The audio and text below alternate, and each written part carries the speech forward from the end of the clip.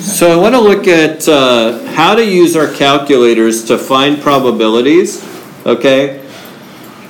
Remember when we introduced our normal distribution yesterday, we looked at the bell curve and we said this isn't just some random curve that people drew, it's actually a function, and it's the function you see there, the f of x equals that whole mess, all right?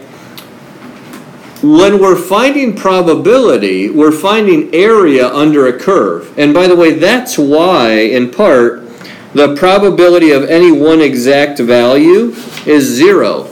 Because to go underneath an exact value would be a line segment. And you guys know from geometry that a segment has no area. Okay? So there is no probability there. However, what we can do is we can find the area of a range of values like we were doing in general with, 1 standard deviation below up to 3 standard deviations above and finding all that. Okay?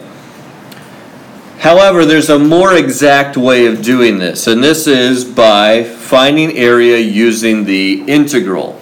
Those of you who have studied some calculus before, you guys know that the integral is the area under the curve. And if I were to find the total area under the bell curve, it would equal 1. How do I know that? Because it's percentages. So they all add up to 1. Okay, they're the probabilities, the percentages for the probabilities, and they're always all going to add up to 1. Okay? Now, that's if we went from negative infinity up to positive infinity. It would equal 1, exactly. Okay?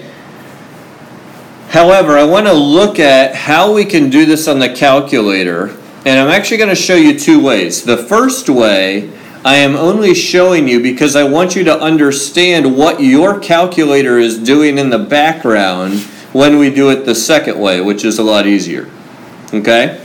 So, to look at this, we're going to, if we wanted to graph a normal curve, we would use what's called the normal PDF function.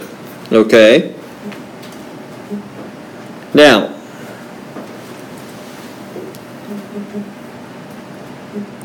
if you go to your distribution, okay, I'm going to do this so that you guys can see this on the calculator live. All right? So we'll record.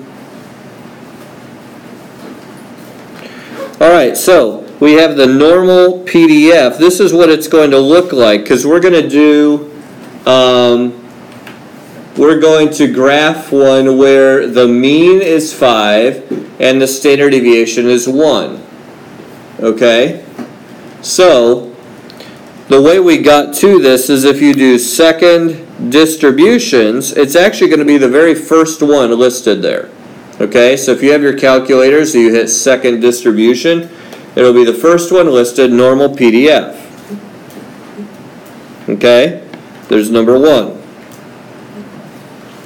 Then it asks for an x value. When you are going to graph it, this is where you're going to put your variable in. You're going to put in the x. I hit mode. But anyways, you're going to hit the x. And then for the mean, you type in your mean. And for the standard deviation, you type in your standard deviation. And when you hit paste, it'll paste that in here. Okay?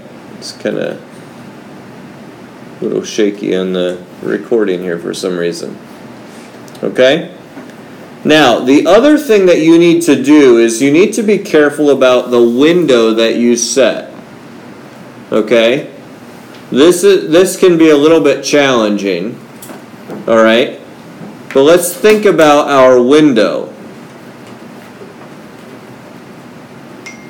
Okay? What range of x values would pretty much assure that I'm going to get everything that I need to see on my graph? 0 to 10.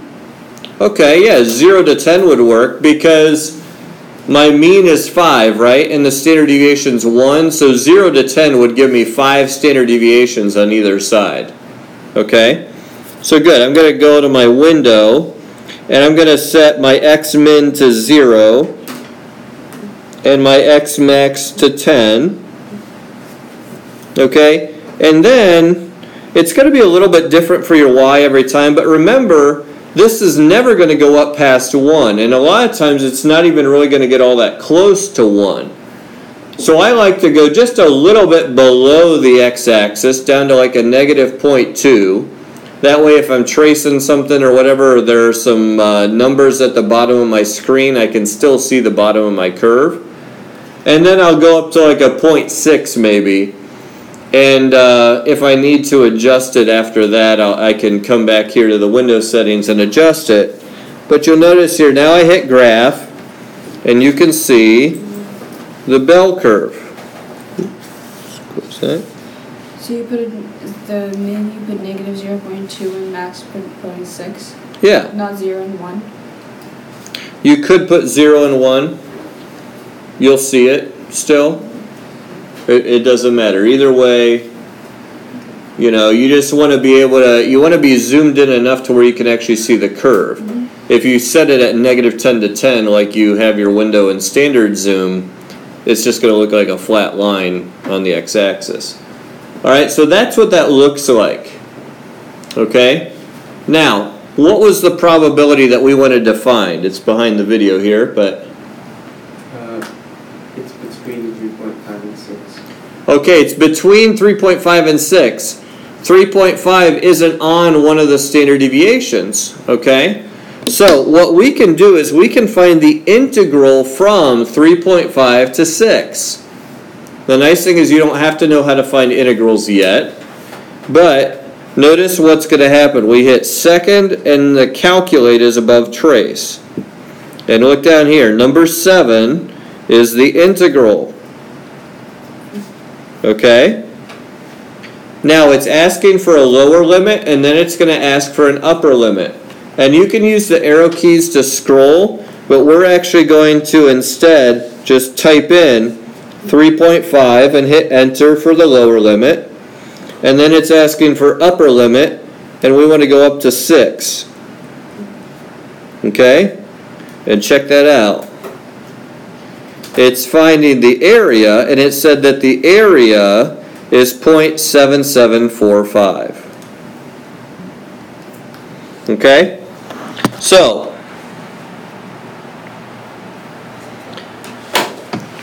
the area is 0.7745. So, just to kind of recap here was 5, here's 3.5, and here's 6. Alright, so what we used our calculator to do was to calculate the area under the curve within that range. Okay? And we could do that, and we found then it's 0.7745 or 0.775 if you round to three significant figures. Okay? Does that make sense? Now, that's not terribly difficult, but actually our calculators can even do something even easier. Okay, it can do all of this in one step. All right, so let's look at how that might work. Okay, there's a second function called the normal CDF.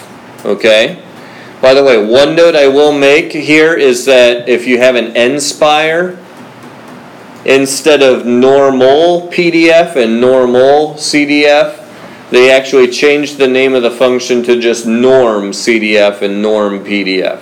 Okay? One thing though is after this point, you're really never going to have any need to use the normal PDF again. You're not going to be asked to graph these exactly, you'll just sketch them. Alright? But we will use the normal CDF. And notice what it takes. It takes a lower bound, an upper bound, the mean, and the standard deviation. So, if I wanted to do the same problem we just finished, let's go back here. How would we get this same answer but without having to graph the whole thing. If I quit out of here, I'm going to go back to second distributions, and notice the second value here is the normal CDF. Okay? Now, the 83, you're going to have to just memorize lower bound, upper bound, mean, standard deviation. Okay? You're just going to have to know that that's the order you type them in. If you have the 84, it gives you this nice little menu here. Okay? So our lower bound is going to be 3.5. The upper bound is 6. The mean was 5. And the standard deviation is 1. Notice there it is in order, so with the 83, that's how you would type it in. And now we just hit enter. And it's doing the integral in the background. Okay? But there's our answer, 0.7745. Okay? Mr. Hickson, Yes. could any of the numbers ever be below 0? Like in the curve? Like what if the mean is 0? It can be below 0. We could find the probability of x being between -2 and 4. Yeah, you could do that.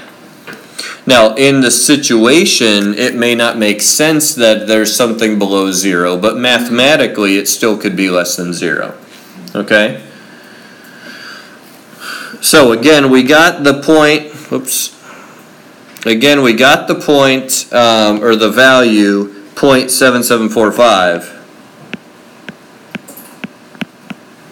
But we did it by using normal CDF,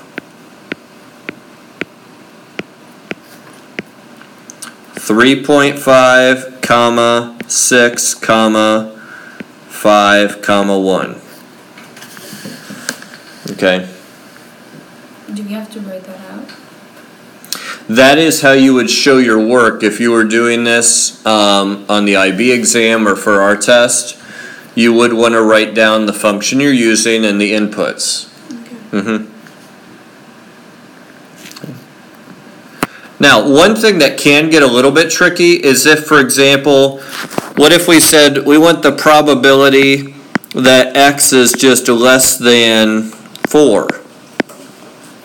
Okay. Well, you guys know, based on the fact that 4 is 1 standard deviation below the mean, what's the probability we're below that?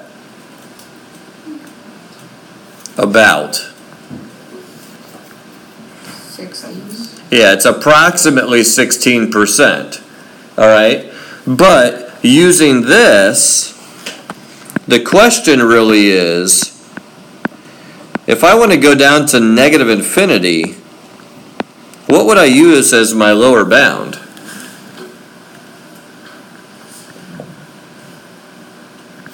Because I want to go from negative infinity up to 4, and then I have 5 and 1. You would use a really, like, big negative number. Sure. Big. Yeah, you could put like -999 or something like that. So you could put any number? Yeah, really. You could put any number as long as it's really far to the left, okay? And the idea here is this. I mean, think about it. -999 is 1,004 standard deviations to the left. Okay? It's going to be approaching a number. It's going to be approaching negative infinity, Yeah. okay? But the difference in our answer is going to be, millions, if not billionths of a percent. So it's not going to impact us when we're doing this to 3 significant figures. Okay? So when we type this in, and we just... Put 0 if it's not going to make a big difference. Well, in this case, we could put 0 because 0 would be 5 standard deviations to the left, which is still, you're not going to have very much, if anything, to the left of that. Don't overthink it. Just make it obviously way to the left. Or if we wanted to be bigger than 4, you would put 4, and then you could put 999 or something like that. Or 1,000 or whatever. Okay. But then if we do that, what do we have? -999, 4, 5, 1. and we get 15.8655%. Okay?